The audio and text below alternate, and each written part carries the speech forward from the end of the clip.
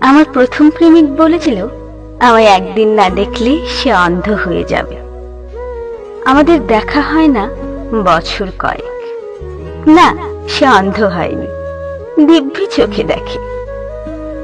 দ্বিতীয়বার যে আমার জীবনে এসেছিল সে বলেছিল আমায় ছাড়া বাঁচবে না, অথচ কোন রকম লাইফ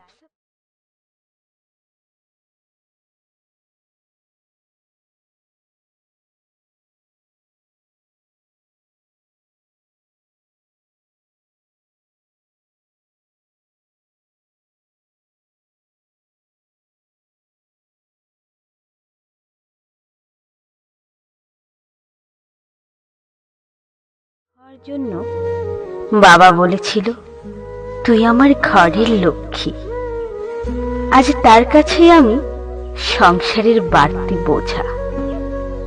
একটা সময় আমার আচরণে মা গর্ব করে বলেছিল আমার মেয়ে অন্যায়ের সাথে আপোষ করতে শেখেনি। আজ সেই মাই কথায় কথায় দোষারোপ করে। আমি কেন মানিয়ে নিলাম না? নিজে সাধারণভাবে চলে যে ভাইকে ইঞ্জিনিয়ারিং পড়ালাম, তখন সে বলেছিল আমার অবদান সে কখনোই অস্বীকার করতে পারবে না। আজ সে আমার জন্য বন্ধুদের সামনে মুখ তুলে দাঁড়াতে পারে না। ছেলের টিউশনির টাকা জোগাড় করতে না পারা কাকিমাকে বলেছিলাম টাকা দেয়া লাগবে না, আমি এমনিই পড়াবো। তখন কাকিমা হাত জোর করে বলেছিল তোমার মতো ভালো মানুষ হয় না। আজ সেই কাকিমাই পড়শিদের কানে কানে বলে বেড়ায় ডিভোর্সি মেয়ে।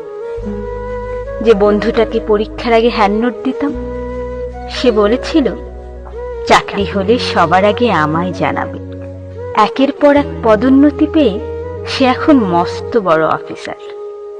রাস্তাঘাটে আমায়